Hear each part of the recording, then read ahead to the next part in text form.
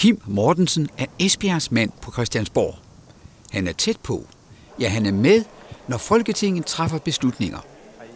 Gennem lang tid har energi været et hovedemne. Verden står over for kæmpe investeringer, og Esbjerg har besluttet at spille en hovedrolle i fremtiden. Vi vil være energimetropol. Jeg synes, at Esbjerg skal manifesteres som Danmarks offshore-by nummer 1. Det er i Esbjerg, at offshore-arbejdspladserne er. Det er i Esbjerg, vi har en havn. Det er i Esbjerg, der ligger lige ud til Nordsøen.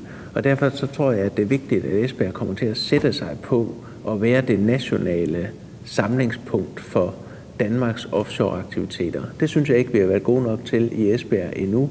Derfor får vi konkurrence mange steder fra. Og der kunne jeg godt tænke mig, at vi blev skarpere, og vi blev bedre i Esbjerg til at sætte os på den dagsorden, sådan at vi kan tage konkurrencen op på Danmarks vegne med de andre lande, som for eksempel Tyskland, Holland, Norge, England, Skotland, som alle sammen har placeret deres offshore-centrum ud til Nordsøen. Og det skal vi selvfølgelig også gøre i Danmark. I Esbjerg fik virksomheden Babcock Wilcox Vølund her i januar prisen som årets erhvervsvirksomhed. Virksomheden producerer affaldsforbrændingsanlæg, der benytter bioenergi. Kunderne er hele verdensmarkedet. Kim Mortensen bruger en af sine hjemmearbejdsdage til at besøge virksomheden, der har know-how til at sikre danske arbejdspladser. Altså, vi laver jo mange forskellige tiltag for at fastholde vores danske medarbejdere, ikke også? At vi stadigvæk er konkurrencedygtige som en dansk produktionsvirksomhed, ikke også? Det kan godt være lidt svært med det omkostningsniveau, vi har i Danmark. Nu har jeg arbejdet sådan lidt i det der med DI, når de siger, at Danmark er et af de lande, der klarer sig dårligst, når det handler om stigning i produktiviteten, ikke? Ja. Så er det oversætbart til effektiviteten formentlig også, ikke? Det er det, ja. Fordi det, der er sådan lidt, det er jo også, hvad er der af andre instrumenter end lønnen, ikke? Altså, den politiske dagsorden, det er jo sådan tit det der mindre skat, og så mindre løn, og så prøve at konkurrere på. Men vi klarer sådan kun lige over Luxembourg på EU-landene, hvis man kigger på vores produktivitetsstigning, ikke? Jo, men der er vi også nødt til at gøre noget ved vores produktivitetsstigning for at fastholde vores arbejdspladser på den lange bane, ikke også? For mig der handler det meget om at få opmærksomheden drejet hen på, at vi faktisk har nogle steder i Danmark, herunder i Esbjerg, hvor der er mange arbejdspladser. Jeg har nævnt nogle gange offshore-sektoren. Man kunne sige hele energisektoren i Esbjerg, hvor vi har både arbejdspladser, vi har uddannelser, vi har forskningsinstitutioner.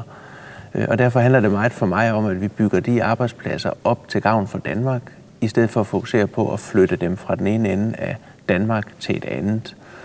Og derfor så handler det jo også om, at vi er til stede her, at Esbjerg og Vestjylland er til stede her i Folketinget, når nogle af de her ting de diskuteres.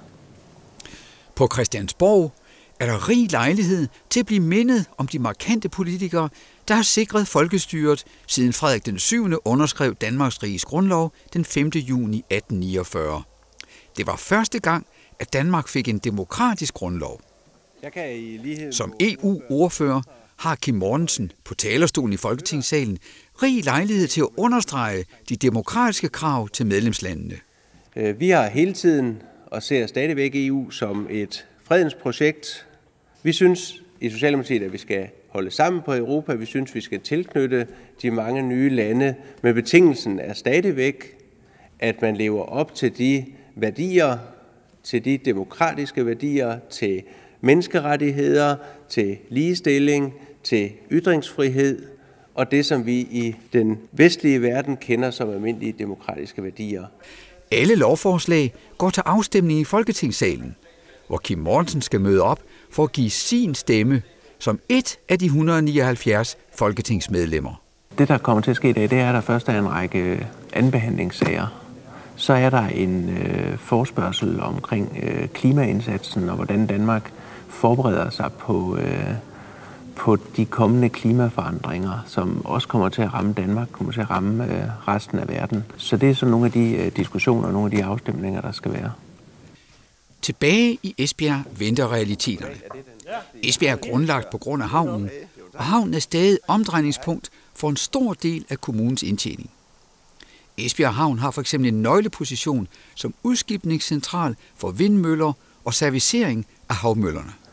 Altså, møller fylder jo De fylder, kan man sige. Og de kommer til at fylde mere. Kommer til at fylde mere. Og det altså næste generation havvindmøller, det er jo altså 5-6 megawatt. Det ved vi allerede. De er allerede på testbænkene rundt omkring. Og de sidste, vi satte op ude på Hornsrev 2, det var 3,6 megawatt. Ja. Ikke? Så de kommer lige 50% op i dimensionen nu her. Og så kan de faktisk ikke køre på vejanlæggene mere. Så er det ved at være slut. Og så skal de samles tæt på havnene. Det skal de. Og markedet er jo her. Altså, det er jo Nordsøen. Ikke? Markedet er her. Man kan sige, at de også har de samme planer i Grenaa, Aarhus og andre, så er det jo her, markedet er. Altså, det største marked. Stillet op ved Anholt, der kan være en, så kommer der måske en ekstra om en del år. Ikke? Men så er det også ved at være lukket den vej ud. Jo, ikke? det er rigtigt. Jo, markedet er her, og det er sådan det er meget interessant, men det er jo også interessant, at vi har producenterne lige bagved, altså i baglandet. Ja. Ikke? Altså vi har både markedet, producenterne og havnen midt imellem, så derfor er det meget interessant. Ja. Og vi har også en god dialog med producenterne, og vi er ikke i tvivl om, at vi får nok at lave for dem. Jeg synes, at Esbjerg har alle muligheder for at manifestere sig som et nationalt energimetropol.